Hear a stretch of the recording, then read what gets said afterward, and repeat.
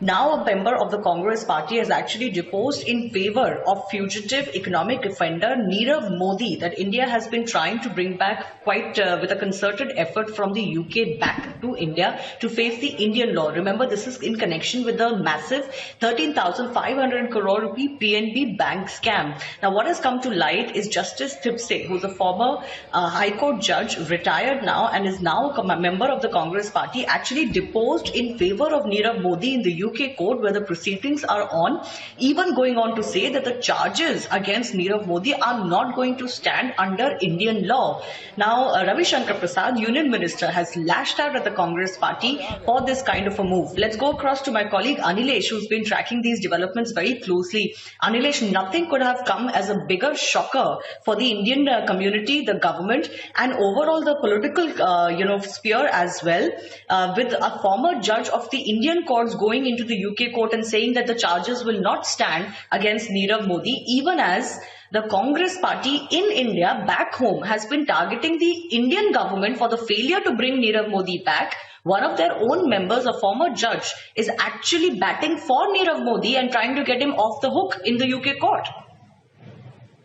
Anilesh. Yeah, it's a very serious concern, and I had the opportunity to talk to the retired justice, and I hope we are able to play that recording very soon. But what he's essentially saying that he was not actually contacted by the lawyers of Nirav Modi. He is saying in his own defense that he was contacted to give his advice on that. He also goes on to say that even the government of India is open to understand his counter argument.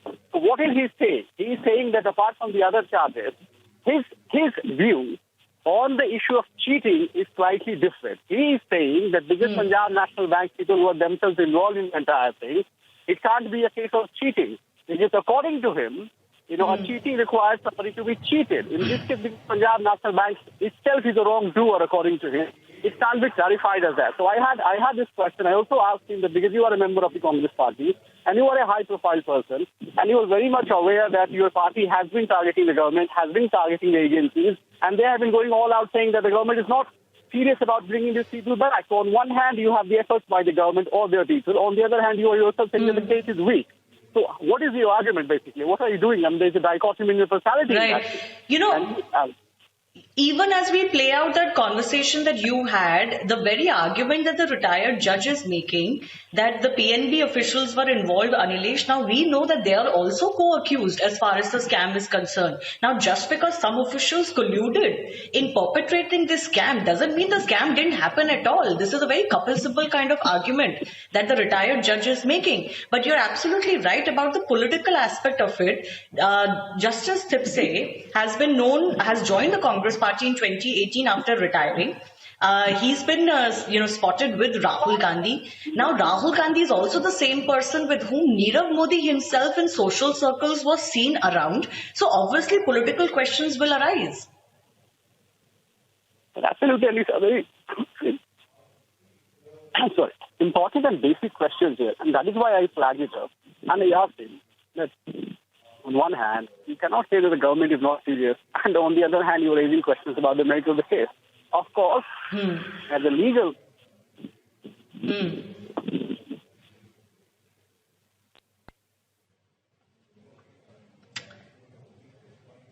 Anilesh, I think we're having some trouble with your audio line.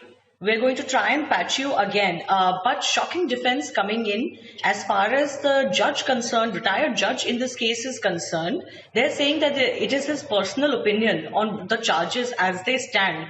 But political hypocrisy in the case is also for everyone to see, because while in India, Rahul Gandhi himself has been mounting, and you can see this through his sound bites and through his tweets, that the Indian government is not serious in getting back somebody like Nirav Modi. They've combined this with the case against Vijay Mallya, for example. But at the same time, their own Congress member is going to the UK court and batting in defense of Nirav Modi, saying the charges against him will not stand in Indian court of law. Now, the very basis on which this argument has been made is also rather controversial. As my colleague Anilesh was saying, he's saying that because PNB themselves were involved in this scam, therefore there is no cheating involved.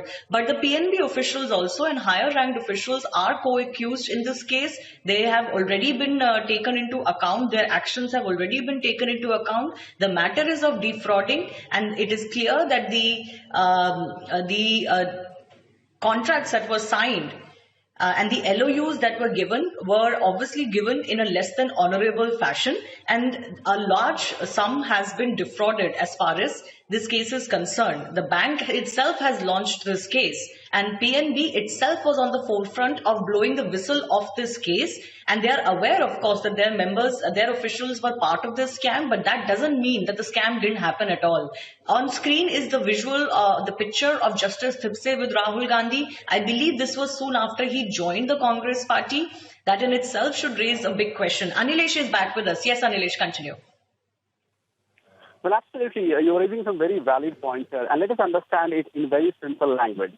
Say, I mean, of course, anybody who is a legal expert is entitled to share his views or opinion to anyone. We can't hold him for that. The issue is that even if we go by the argument, what Mr. Abhay is saying that, okay, there were people from Punjab National Bank who were co-conspirators from his point of view. Fair enough, but it is not that the entire Punjab National Bank was co-conspirator with Nirav Modi, isn't it? I mean, suppose if there is a theft happening at an apartment, and tomorrow if there is a security guard involved, you can't blame the whole apartment for being co-conspirator in that, isn't it? That would be the one very simple argument against it. Having said, you know, there is another important argument with regards to politics, because we have seen there is a lot of politics that has happened in the past. We have seen senior Congress leaders putting out tweets, putting out pictures of Vijay Mallya and Nirav Modi and saying that there are no intentions, people or the government or the investigating agencies are not doing enough to bring them back. Now, here you have an effort, and slowly the case is actually reaching towards its legal crescendo. We have seen a case we have seen some sort of results in case of Vijay Mallya. Nirav Modi is also going to go into that particular direction. There are two extradition charges which the UK courts are, you know, hearing since last 1 year, and there are more documents which are provided by the agencies, you know, as we talk, and there is a hearing going on there. So we are hoping that there will be results very soon. The issue here is that you cannot, on one hand, accuse the government of not doing anything, and on the other hand, telling the very same court, which is expected to send him back, that, listen, the case is weak. Absolutely. Anilesh, thanks a lot for getting us more on this.